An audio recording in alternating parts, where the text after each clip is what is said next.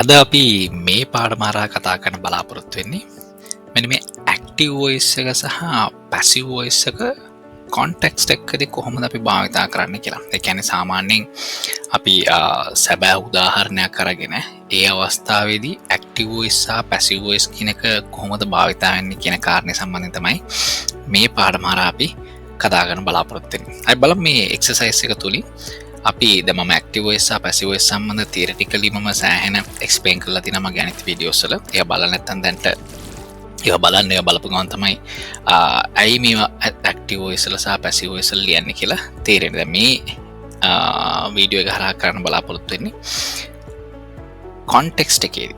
ඒ කියන්නේ අපි කතා කරන අවස්ථාවල ඇක්ටිව් වොයිස් සහ පැසිව් වොයිස් කොහොමද වෙනස් විදිහට භාවිතා වෙන්නේ කියන කාරණේ තමයි මේ පාඩම හරහා අපි කතා කරන්න බලාපොරොත්තු වෙන්නේ. එහෙනම් බලමු කොහොමද මේ එක්සර්සයිස් එකේදී ඇක්ටිව් වොයිස් එක සහ පැසිව් වොයිස් එක භාවිතා වෙලා තියෙන්නේ කියලා. රයිට්. කොන්ටෙක්ස්ට් එක කියලා කියන්නේ අවස්ථාව කියන එක තමයි අදහස. Put in the correct forms active or passive of the verbs in brackets. හරි. මේ brackets නැත්නම් parentheses කියලා අපි කියනවා. මේ brackets ඇතුලේ තියෙන verbs ටික active voice එකේ හරි passive voice එකේ හරි දාන්නලු context එක අනුව අවස්ථාව අනුව. right? බලමු. හරි. How the other half lives. හරි. Lord Manners was a rich and famous banker. හරි. Lord Manners කියන කෙනා was a rich and famous banker. එයා හුඟක් පොහොසත් සහ ප්‍රසිද්ධ බැංකුවේ වැඩ කරපු කෙනෙක්. හරි. was a rich and famous banker. banker කියලා කියන්නේ බැංකුවේ වැඩ කරපු කෙනෙකුට. when he died. හරි. die කියන වචනේ brackets ඇතුලේ දීලා තියෙනවා. when he died. ඔහු මේ යන විට. ඒතර මේක ලියලා තියෙන active voice එක. මොකද ඔහුම තමයි මේ යන්නේ. කවුරුත් ඔහුව මරනවා නෙමෙයි. එතකොට ඔහුම කරන ක්‍රියාවක් නම් වෙන කවුරුත් ඔහුට කරන ක්‍රියාවක් නෙමෙයි නම් අපි ඒක ලියන්නේ active voice එකකින්. හරි. අපිට කවුරු හරි subject එකට හැම වෙලාවෙම active voice සහ passive voice කියනකොට අපිට මතක තියාගන්න තියෙන එක දෙයයි. subject එක යමක් කරනවා නම් ඒක active voice. subject එකට යමක් වෙනවා නම් ඒක passive voice. එච්චරයි active voice සහ passive voice වල අපිට මතක තියාගන්න තියෙන්නේ. active voice නම් subject එක යමක් කරනවා. passive voice නම් අනිවාර්යෙන්ම subject එකට යමක් වෙනවා. ඔන්න ඕක තමයි මතක තියාගන්න තියෙන එකම දේ. So when he died recently, he, within brackets they have given the word give space a magnificent funeral. හරි. he දැන් ඔහු දැන් මෙතන කවුරු ලිව්වොත් එම he මෙන්න මෙහෙම. he gave කියලා past tense එකේ ලිව්වොත් එම he gave a magnificent funeral. he gave a magnificent funeral කියලා කිව්වොත් එම ඔහු මරණයට පස්සේ ඔහු තමයි දුන්නේ අති උත්කර්ෂවත් මේ funeral එකක්. අති උත්කර්ෂවත් funeral එකක් ඔහු තමයි දීලා තියෙන්නේ. සම්පූර්ණයෙන් වැරදිනේ. නේ? he gave කියලා කිව්වොත් එම ඔහු තමයි දීලා තියෙන්නේ. ඔහු මරණයට පස්සේ ඔහු දීලා තියෙනවා අති උත්කර්ෂවත් අවමංගල්‍ය උත්සවයක් ඔහුට. ඉතින් ඔහුට දෙන්න බෑනේ. ඔහු මරණ පස්සේ වෙන කවුරුර තමයි ඔහුට ඒ අවමංගල උත්සවය කරන්නේ. එහෙනම් ඔහු කරපු දෙයක් නෙමෙයි. ඔහුට කරපු දෙයක් තමයි මේ තියෙන්නේ. ඔහු කරපු දෙයක් නෙමෙයි. ඔහුට කරපු දෙයක් තමයි මේ තියෙන්නේ. එහෙනම් සබ්ජෙක්ට් එක කරන දෙයක් නෙමෙයි. සබ්ජෙක්ට් එකට වෙන දෙයක් තමයි තියෙන්නේ. එහෙනම් අනිවාර්යෙන් මේ he gave කියලා කිව්වොත් එම සබ්ජෙක්ට් එක කරන දෙයක් නේ. සබ්ජෙක්ට් එකෙන් පස්සේ අපි verb එක දැම්මොත් එම ඒ කියන්නේ ඒක active voice. එතන මේක ලියන්න passive voice එකේ. එහෙනම් අපි ලියන්න වෙන්නේ මේක he was given a magnificent funeral. ඔහුට ලබා දුන්නා අති උත්කර්ෂවත් ආමංගල්‍ය උත්සවයක්. he was given a magnificent funeral which attend කියලා තියෙනවා space එකක් තියෙනවා by hundreds of famous people. හරි. සිය ගාණක් ප්‍රසිද්ධ මිනිස්සු මේ ආමංගල්‍ය උත්සවයට සහභාගී වෙලා තියෙනවා. එතන මෙතන which එක දැම්මට පස්සේ මෙතන භාවිතා කරලා තියෙනවා which එක. එතන මේ which එක භාවිතා කරලා තියෙන්නේ මොකටද? relative pronouns සම්බන්ධයෙන් මගේ lessons තියෙනවා. ඒවා බලන්න. ඒවා බලපු ගමන් මේ relative pronouns which කියන relative pronoun එකයි භාවිතා කරලා තියෙන්නේ කියලා ඉගෙන ගන්න පුළුවන්. a magnificent funeral which attend කියලා තියෙනවා. එතන මෙතන මේ වාක්‍යය a magnificent funeral which space එකක් by hundreds of people කියලා කියන්නේ සිය ගාණක් මිනිස්සු විසින් සහභාගී වෙලා තියෙනවා. ඒතර මේ වාක්‍යයේ මේ දෙවෙනි කොටසේ වාක්‍යයේ subject එක වෙන්නේ a magnificent funeral කියන එක.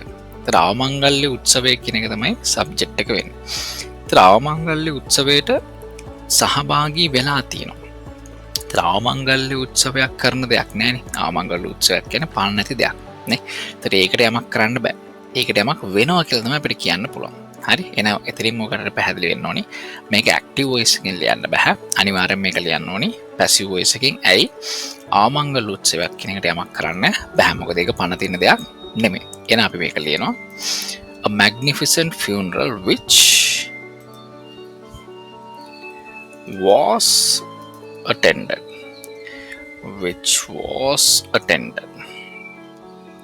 A magnificent funeral which was attended by hundreds of famous people. ප්‍රසිද්ධ මිනිස්සු සිය ගාණක් මේක attend වුණා. ඒතර මේ පළවෙනි වාක්‍ය තුන ගත්තොත් එම when he died කියන එක active voice. ඇයි ඔහු මරුණා කියන ඔහු කරන ක්‍රියාවක් කියන ඒක active voice එකෙන් අපි ලියන්න ඕනේ. when he died recently he was given. ඒක passive voice එකෙන් ලියන්න ඕනේ. මොකද ඔහුට වෙන දෙයක්. he was given a magnificent funeral which was attended by hundreds of famous people. සිය ගාණක් ප්‍රසිද්ධ මිනිස්සු ඒ ආමංගල උත්සවයට සහභාගී වුණා. දැන් ප්‍රසිද්ධ මිනිස්සු සහභාගී වුණා කිව්වොත් එම මිනිස්සු සහභාගී වුණා කිව්වොත් එම ඒක active voice වාක්‍යයක්. නමුත් මේ වාක්‍යයේ තියෙන්නේ a magnificent funeral. ආමංගල උත්සව අති උත්කර්ෂිත ආමංගල උත්සවයකට සහභාගී වුණා සිය ගාණක් මිනිස්සු. ඒතර ආමංගල උත්සවය තමයි subject එක හැටියට අරගෙන තියෙන්නේ. එහෙනම් අනිවාර්යෙන් අපි ඒ කොටස passive voice එකෙන් ලියන්න ඕනේ. The funeral was going to hold කියන වචනේ දාලා තියෙනවා brackets ඇතුලේ space in Westminster Abbey. right. then the funeral was going to ආමංගල උත්සවය පවත්වන්න යන්නේ. ඒතර ආමංගල උත්සවයක් කියපු ගමන් පණ නැති දෙයක් නේ. එයාට කරන්න පුළුවන් දෙයක් නෑ. එහෙනම් අනිවාර්යෙන් ඒක ලියන්න ඕනේ passive voice එකේ. මම හිතන්නම කිව්වා subject එක යමක් කරන්නේ නැත්නම් subject එකට යමක් වෙනවා කියලා ලියනවා නම් අනිවාර්යෙන් මේක ලියන්න ඕනේ passive voice එකේ. එහෙනම් the funeral was going to be held. හරි. මේ going to කියලා આવොත් එම අපි passive කරන අනිවාර්යෙන්ම be verb එක. කියන්නේ be කියන එක දාලා verb එක past participle එකෙන් ලියන එක තමයි කරන්නේ. The funeral was going to be held. The funeral was going to be held. හරි. ඒතර මතක තියාගන්න හොඳට මේ to කියන එක આવොත් going to කියන එක આવොත් එම passive කරන අපි අනිවාර්යෙන්ම ඊළඟට be verb එක දාලා be held කියලා අපි ලියන්නේ. The funeral was going to be held in Westminster Abbey. Many ordinary people within brackets line the streets. හරි. හුඟක් සාමාන්‍ය මිනිස්සු many ordinary people මේක මිනිස්සු කරන දෙයක් ගැන මේ කතා කරන්නේ නේ. එහෙනම් මිනිස්සු කරන දෙයක් ගැන නම් මේ කතා කරේ. කියන්නේ subject එක විසින් කරන දෙයක් ගැන තමයි මේ කතා කරන්නේ. එහෙනම් අනිවාර්යයෙන්ම අපි ඒක ලියන්න ඕනේ active voice එකේ. එහෙනම් many ordinary people line the streets to watch the procession. street එකට ආවා to watch the procession. procession කියලා කියන්නේ පෙරහැර නේ. procession කියලා කියන්නේ පෙරහැර. ත්‍රාමංගල උත්සවයේ කට්ටිය යන ඒ පෙරහැර බලන්න තමයි කට්ටිය සාමාන්‍ය මිනිසුන්ගක් ඇවිල්ලා හිටියේ. line the streets to watch the procession. The wonderful black and gold carriage draw කියලා කියනවා by 6 black horses. හරි. ඒතර මේ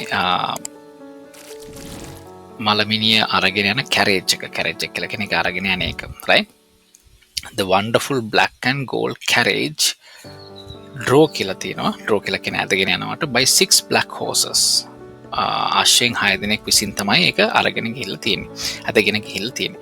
එතන මේ carriage එක කරන දෙයක් ගැන මේ කතා කරන්නේ. carriage එකට වෙන දෙයක් ගැන තමයි මේ කතා කරන්නේ. එහෙනම් the wonderful black and gold carriage අපි passive එකේ තමයි ලියන්න ඕනේ was drawn. ඇයි අපි passive එකේ ලියන්නේ? මේ carriage එක කරන දෙයක් ගැන මේ carriage එකට වෙන දෙයක් ගැන තමයි මේ කතා කරන්නේ. අනිවාර්යෙන් අපි passive voice එකේ ලියන්න ඕනේ. The wonderful black and gold carriage was drawn by 6 black horses. The mourners කියලා කියන්නේ දුක් වෙන අය. දුක් වෙන අය. දාමංගල උත්සවයක් වුණාම අඬන අය ඉන්න නරන අය, දුක් වෙන අය ඉන්න අයට ඒ කට්ටියට අපි mourners කියලා කියන්නේ. The mourners space එකක් in silence. දුක් වෙන අය, කම්පාට පත් වෙලා ඉන්න අය. follow කියන පිටිපස්සෙන් ගියා, in silence ඒ කට්ටිය නිශ්ශබ්දව පිටිපස්සෙන් ගියා. එතකොට මේ subject එක මේ the mourners කියලා කියන්නේ තමයි subject එක. දුක් වෙන අය. එහෙනම් subject එක ඒ දුක් වෙන අය පිටිපස්සෙන් ගියා කියලා තියෙන්නේ. එහෙනම් subject එක කරපු දෙයක් ගැන තමයි මේ කතා කරන්නේ. subject එක කරපු දෙයක් ගැන නම් කතා කරන්න අනිවාර්යයෙන්ම අපි active voice එක තමයි භාවිතා කරන්න ඕනේ. එහෙනම් the mourners followed in silence. The mourners followed in silence. Lord Manners space එකක් a royal farewell. හරි. Lord Manners කියලා කියන්නේ මෙතන S එක තිබුණාට යාගේ නම නේද Lord Manners කියන්නේ. යාගේ නම දැන් මෙතනත් මුලින්ම තියෙනවා Lord Manners was a rich and famous banker. එහෙනම් මේ ඇවිල්ලා එක පුද්ගලයෙක්. එහෙනම් Lord Manners space එකක් a royal farewell. ඔහුට ලබා දුන්නා royal farewell එක. රාජකීය අවසන් උත්සවයක් ඔහුට ලබා දුන්නා. ඒතර ඔහුට ලබා දුන්නා කියලා කිව්වොත් ඔහු කරපු දෙයක් නෙමෙයි ඔහුට වෙච්ච දෙයක්. එහෙනම් අනිවාර්යෙන් අපි Lord Manners was given. Lord Manners was given a royal farewell. ඔහුට රාජකීය සමුගැනීමක් ලබා දුන්නා. Two tramps. Tramps කියලා කියන්නේ ඔය රස්සාවක් නැහැ, කට්ටියට ගෙයක් නැහැ. ඉතින් කෑම කන්න විදියක් නැහැ. කට එක තැන් වලට ගිහිල්ලා කෑම රස්සාව හොය ඉන්න මිනිස්සු. මේ මිනිස්සුන් තමයි අපි tramps කියලා කියන්නේ.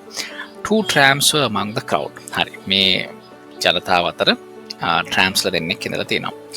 They watch කියලා තියෙනවා the procession. හරි.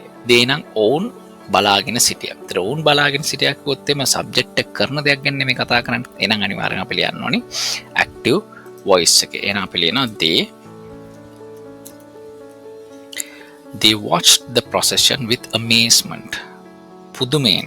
amazement කියලා කියන්නේ පුදුමයෙන් කියන එක තමයි amazement කියන එකේ තේරුම. ඒතර පුදුමයටපත් වෙලා උන් මේ මිනිස්සු මේ ඉදිරියට යන එක ගැන බලාගෙන සිටියා. As solemn music could hear. හරි. අපිට ඇහෙනවා solemn music. දැන් අපි කියන එක මෙතන දාලා නැහැ. අපි කියන subject එක දාලා නැහැ. solemn music. ඒ කියන්නේ මේ music එක තමයි මේ අවමංගල උත්සවයේ කියන music එක තමයි ඒ music එක තමයි ඇහෙන්නේ. ඒ music එක ඇහෙනවා. අතන music එක කරන දෙයක් කියන්නේ මේ කතා කරන්නේ පණ නැති දෙයකට වෙන දෙයක් ගැන තමයි මේ කතා කරන්නේ. දැන් පණ නැති දෙයකට වෙන දෙයක් ගැන කතා කරනවා අනිවාර්යයෙන් මේක passive voice එකෙන් තමයි ලියන්න ඕනේ. A solemn music could එක තිබුණොත් එම could passive කරන be එක දාන්න ඕනේ. could be heard. හරි. A solemn music පොඩ්ඩක් space එක මදි. right. A solemn music could be heard. A solemn music could be heard in the distance. ඈතින් වගේ ඇහෙනවා මේ music එක. right. ඇහෙනවා. One of them own දෙන්න එක්කෙනෙක්. මේ two tramps ගැන තමයි මේ කතා කරන්නේ. own දෙන්නගේ එක්කෙනෙක්. one of them turn. තර own දෙන්න එක්කෙනෙක් කියලා කිව්වොත් එimhe subject එක කරන දෙයක් ගැන මේ කතා කරන්නේ. එහෙනම් අපි අනිවාර්යයෙන්ම turned කියලා ලියනවා active voice එකේ. one of them turn to the other and whisper. whisper කියලා කියන කනට කොඳුරලා කියනවා කියලා කියන්නේ. කනට කොඳුරලා කියනවා කියලා කියන්නේ වෙන කෙනෙකුට ඇහෙන්නේ නැති වෙන්න කනට කරලා කියන එකට තමයි අපි whisper කියන වචනේ භාවිතා කරන්නේ. ඒකට. හරි. කනට කරලා කියනවා වෙන කෙනෙකුට ඇහෙන්නේ නැතුව.